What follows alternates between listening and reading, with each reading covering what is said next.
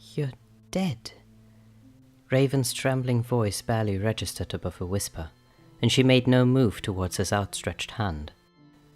Her only actual movement was the opening and closing of her mouth, like a fish, as she gaped in utter shock at the mutant who stood before her.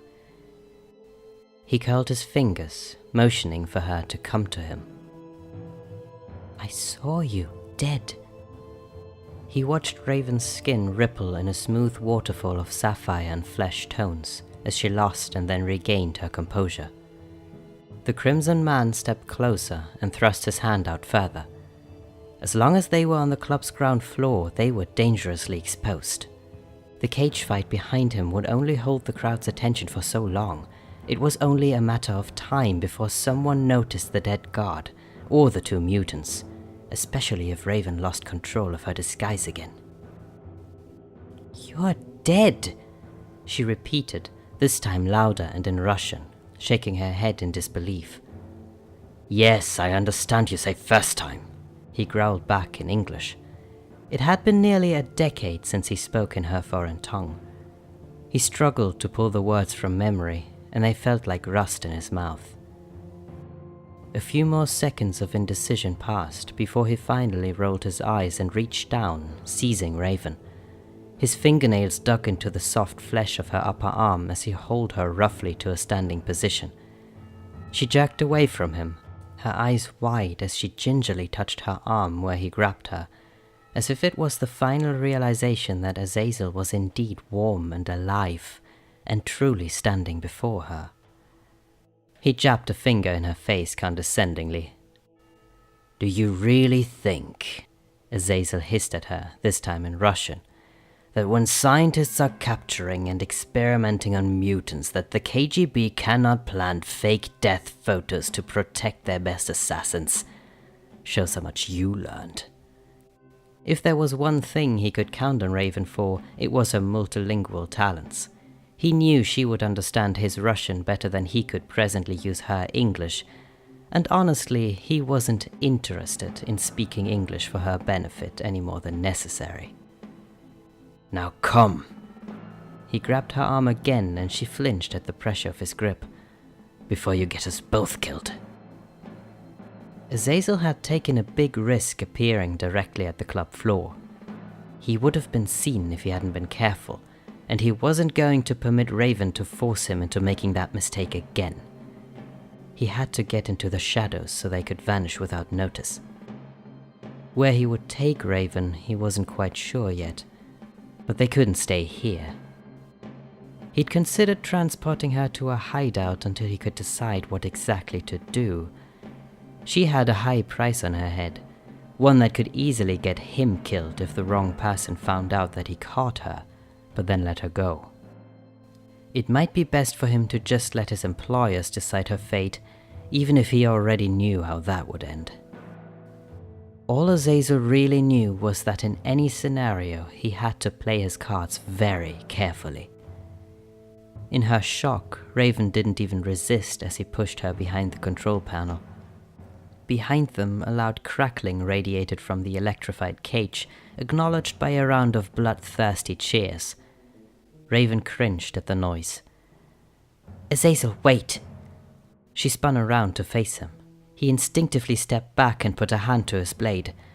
Her eyes darted to the cage before locking onto his gaze. Without hesitating, Raven reached up and gently cupped the side of his face in her hand. She then shifted, only her eyes to their natural amber hue, and they glistened as she smiled sweetly at him. It was a surprisingly intimate gesture, one that caught Azazel off guard. For a second, the red mutant could see her, the real her, just behind her flesh-colored mask. So many memories surfaced at once. Azazel suddenly had an urge to take Raven somewhere safe, somewhere where he could protect her, and where they could be alone and forget about their past, even if just for that night. Before he could stop himself, Azazel moved his hand off his weapon to tuck a strand of hair behind Raven's ear, allowing his fingers to trail along her cheek before resting on her chin. She smiled wider, and he even permitted himself a small smile in return. Maybe this night will not turn out so bad after all, he mused as she leaned towards him. I'm really sorry, Raven whispered, just as she brought her knee up between his legs as hard as she could. Raven's new plan worked. With one swift move, she dropped Azazel like a sack of bricks. As the red mutant fell to his knees, his hand reflexively letting her go, Raven bolted to the main control panel and threw the primary lever. Excess electricity danced up the tower, causing a massive surge in the amateurly rigged system. She heard Azazel swear as she darted away, and she hoped he was in too much pain to give chase. She shifted her face into that of a random bystander as she moved towards the fight cage. Part of her really did feel bad about kneeing Azazel, but it had dawned on Raven as he pushed her into the shadows that he was planning to teleport them away from the club. In her shock of seeing him alive, she almost let that happen. The sizzle of electric fencing called her back to reality at the last possible moment. The indigo boy, the child Azazel had no idea existed, was still trapped. If Raven disappeared, she might as well sign their son's death warrant. Once we get to Westchester, Raven thought as her eyes locked onto the boy's position, I'll ask Charles to find Azazel again with Cerebro. Maybe he can wipe Azazel's mind of all memories of me. Maybe I should ask Charles to wipe my memories of Azazel and our son too. Raven frowned at the thought, but in her heart, she wondered if that would be for the best for everyone involved. She had never truly planned on telling the boy who she was, and she certainly never planned to tell him who his father was, given Azazel's sordid history. The indigo boy didn't need to know what kind of people his birth parents were. Suddenly, electrical sparks erupted overhead like fireworks. The chaos was immediate and maddening as the lights exploded and the audience darted like frightened mice towards the exits, desperate for an escape. Raven looked up at the screech of metal to see Archangel ripping open the cage fencing, making an exit just large enough to squeeze through. Armed men chased after the winged fighter as he made his getaway. When she looked back for the boy, all she saw was a cloud of dark smoke. Panicking, Raven looked around wildly, but he was nowhere to be seen. Azazel was officially having a very bad night. Stupid goddamn fucking... The red mutant seethed as he tried to stand. He succeeded only after his third attempt, and even then he still felt queasy from the pain Raven inflicted. This is what I get for saving her! Azazel clenched his jaw and his nostrils flared as he chastised himself for letting foolish memories cloud his judgment. He knew Raven, probably better than anyone else could know the shapeshifter. He should have seen her little trick coming a kilometer away.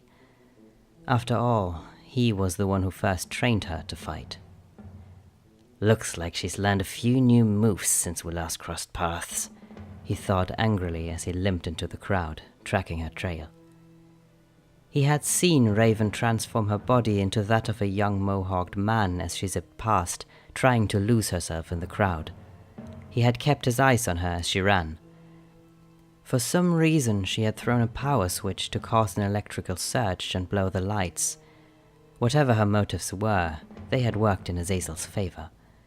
The dark interior and the now panicked rush of escaping bodies meant that few people would pause to notice his tail or the hue of his skin. He could afford to be a little reckless without repercussion. Azazel teleported to the catwalk and scanned the fleeing crowd for his new target. When he finally spotted her, he smiled wickedly and vanished once more. By some sheer miracle, the indigo boy appeared outside the cage, not 20 paces from where Raven stood. He was cowering at the chaos swirling around him, looking just as unsure and terrified as when he first stood in the cage. A trio of armed men was scrambling towards him. She shifted her skin back into her standby blonde disguise, this time modestly dressed. "Come with me," Raven yelled as she reached the boy, immediately linking her arm through his, in case he teleported in fright. He startled at her touch and spun to face her. "Wer bist du?" The boy gazed at her with fearfully wide amber eyes. Her eyes. "I'm here to save you," she answered in English, ignoring her gnawing emotions. "Can you get us outside?" I think so," the indigo boy responded, his English heavily accented. He gently placed his hand over hers and closed his eyes, just as the armed men were about to reach them. In a heartbeat, Raven felt her world pulled inside out as she vanished into thin air. When the smoke dissipated, the two were standing in an alley next to the club. The boy took a wobbly step forward, nearly losing his balance. He was clearly exhausted from the horror of the forced fight and his numerous teleports. She heard a grunt behind them, and she turned to see that an armed guard had accidentally jumped with them.